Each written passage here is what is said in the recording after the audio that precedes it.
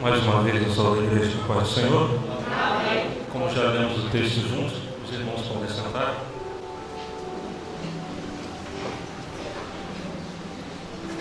Estamos aqui diante da presença de um ser que um dia o seu corpo foi marcado pelas transgressões dos homens, mas que hoje nos marca com o seu amor, né? Como já foi cantado aqui nesta manhã.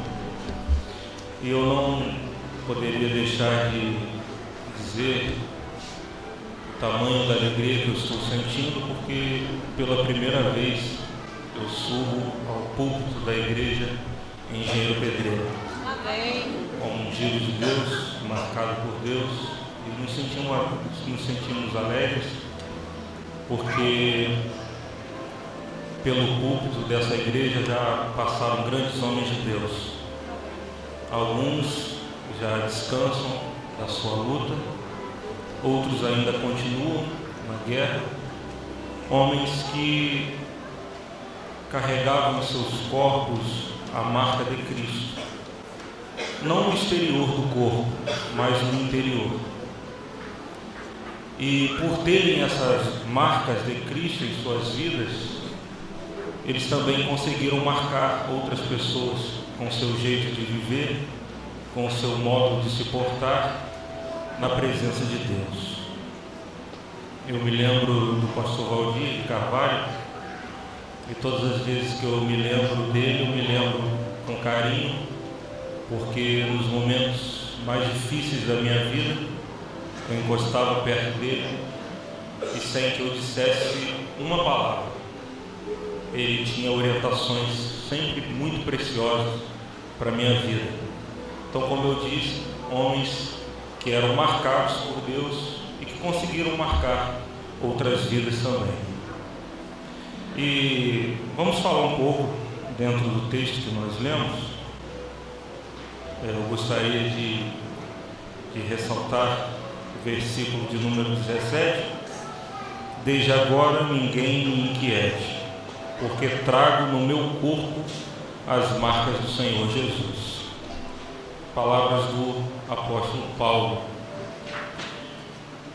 E o apóstolo Paulo, quando escreveu esta carta aos Gálatas, ele na verdade escreveu essa carta um tanto indignado, porque tinha sido uma igreja que primeiramente eles tinham aceitado de bom grado o Evangelho do Senhor Jesus. Mas num certo momento eles começaram a se deixar levar por outras conversas, por outros assuntos, e começaram a se desviar daquele primeiro amor. Nós vemos isso, né, quando lemos a carta aos Gálatas. E o apóstolo Paulo, ele reivindicava o Evangelho de Cristo que lhe foi passado, porque diferente dos outros apóstolos, ele não tinha caminhado com Jesus como os demais. E aí ele escreve essa carta e ele relembra, né, aos Gálatas, aos irmãos da igreja,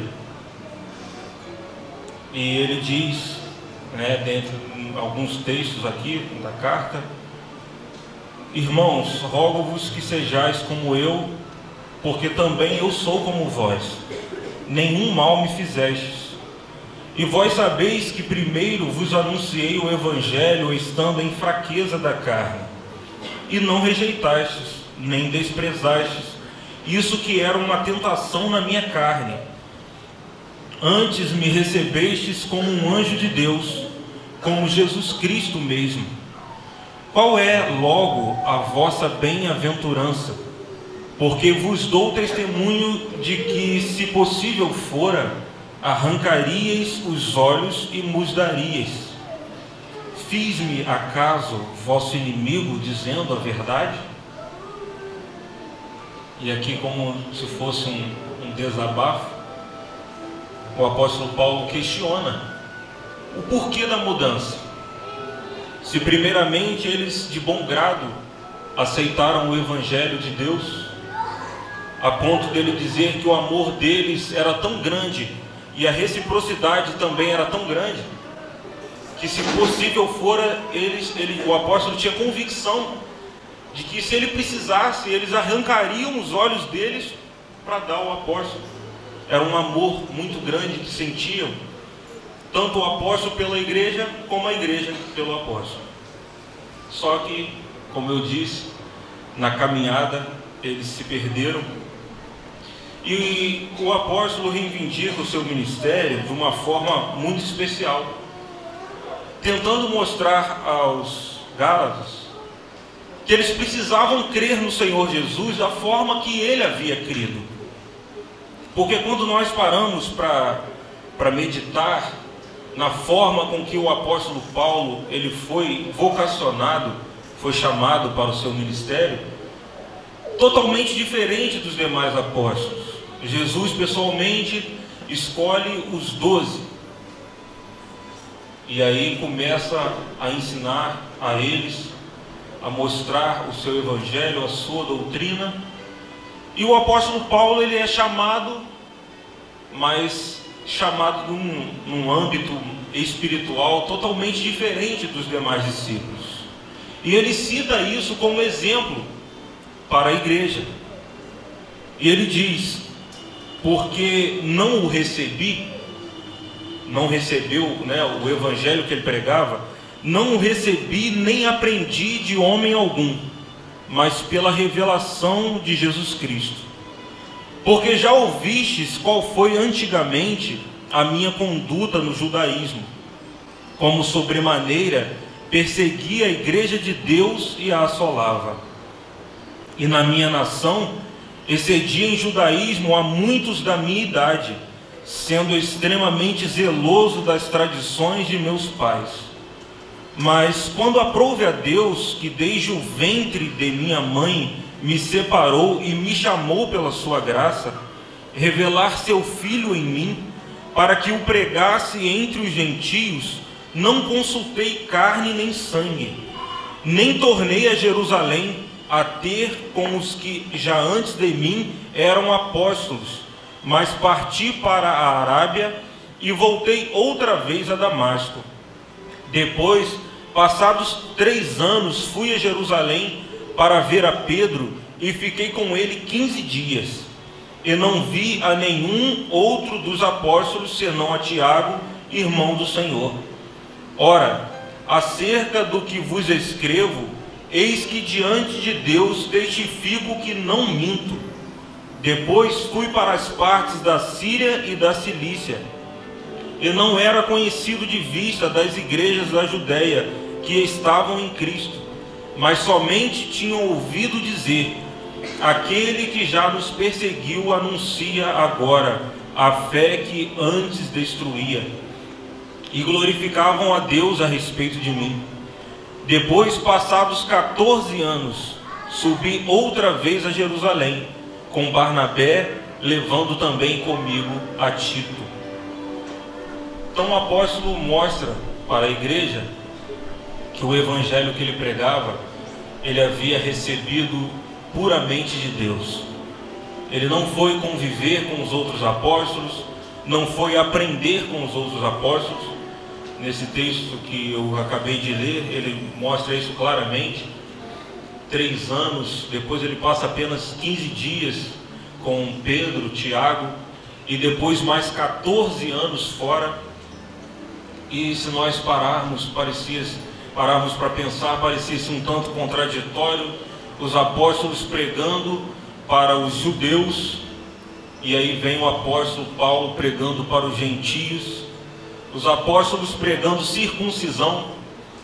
Ele não posso dizer o apóstolo Paulo contra isso, mas ele pregando a circuncisão do coração, e não simplesmente a circuncisão de um membro para apenas querer cumprir a lei. E parecia assim totalmente contraditório o que o apóstolo Paulo estava tentando dizer, mas como ele mesmo disse, ele havia recebido do Senhor esse evangelho puro, genuíno, que chegou até nós. Mas o que eu quero ressaltar é apenas isso: as marcas de Cristo. Hoje nós vemos relatos de, citar um surfista famoso, muitas das vezes alguns deles são mutilados por tubarões e ostentam orgulhosos, as marcas, e mostram, toda a força que fizeram para se recuperar, para estar dentre outros surfistas novamente, ou até mesmo um soldado que conseguiu escapar da batalha e também ostenta orgulhoso, ainda que o corpo mutilado, mas com orgulho eles mostram que foram vencedores. Mas devemos ostentar com alegria muito mais as marcas do Senhor Jesus na nossa vida, porque essas são as verdadeiras marcas que o apóstolo mostrou aqui para a igreja. E ele pôde dizer isso com muita propriedade, na verdade escrevendo para outra igreja, mas ele faz um pequeno relato.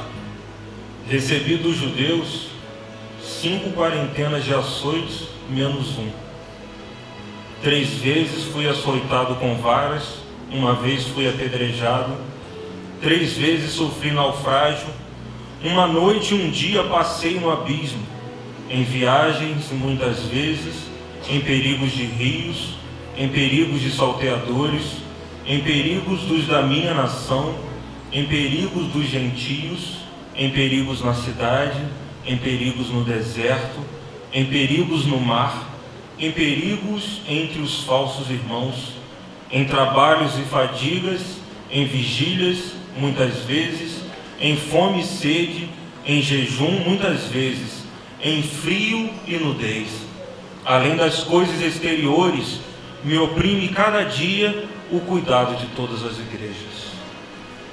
Um apóstolo que não só no interior, mas também no exterior, ele trazia as marcas por amor ao Evangelho de Cristo. E hoje nós paramos, diante disso, e começamos a meditar, porque eu tive o privilégio de nascer nesse tempo em que Deus está restaurando o seu povo. Deus me deu essa honra de já nascer. Meu pai já pertencia a esta obra de Deus, e nós crescemos ouvindo que esta é a última realização de Deus na terra.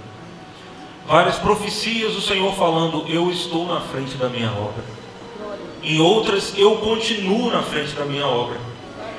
E já teve algumas que ele disse que ele nunca irá sair da frente da sua obra. Somos marcados. As marcas de Cristo estão nas nossas vidas. E a minha pergunta é somente uma: você está convicto do que você está fazendo na obra de Deus? Você tem condição de defender a obra de Deus? Porque estamos vivendo momentos difíceis. Eu concordo. Momento que o Senhor disse que nós estamos atravessando um grande vale. E nesse vale existem aqueles que defendem a obra de Deus. Existem aqueles que dão um passo atrás. E por aí, nas nossas caminhadas, andando de um lado para o outro, conversa com um, conversa com o outro, de repente tem aqueles que têm menos fé e diz: rapaz, eu acho que o Senhor saiu da frente da sua obra. Eu acho que o Senhor está levantando outro povo. E você vai ser covarde o bastante para acreditar nisso?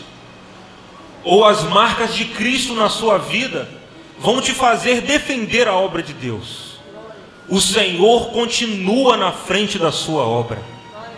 E nós estamos caminhando com o Senhor. Precisamos que a marca de Cristo na nossa vida tenha condição de nós alcançarmos outras vidas para que também sejam marcados pela presença do Senhor através de nós. Precisamos defender a obra de Deus e mostrar para todos, mostrar para o mundo que o Senhor está realizando uma grande obra nesse tempo do fim. Quando é que a igreja Engenheiro Pedreira, no seu início, poderia imaginar que daqui Deus escolheria um homem de Deus para enviá-lo às nações? No início da vossa caminhada, como o pastor Josias disse aqui, um santuário muito simples, muito humilde. E se vocês deixassem de acreditar nisso, deixassem de acreditar na obra de Deus, vocês acham que vocês estariam aqui hoje? Com todas as tempestades que já passaram nas vossas vidas, e hoje vocês olharem com orgulho um pastor Fabiano nos Estados Unidos, sabendo que já foi fruto desse rebanho, e Deus fazendo um trabalho na vida do seu ungido, enviando ele às nações, para ele pregar esta obra que nós estamos defendendo hoje. E o que eu quero passar para vocês, igreja, é que vocês nunca tentem apagar a marca de Cristo nas vossas vidas. Existe, na verdade, quando nós falamos pelo lado material, existem cirurgias capazes de apagar marcas, mas que a marca de Cristo, ela nunca venha a ser extinguida das vossas vidas. Que Deus os abençoe, em nome de Jesus.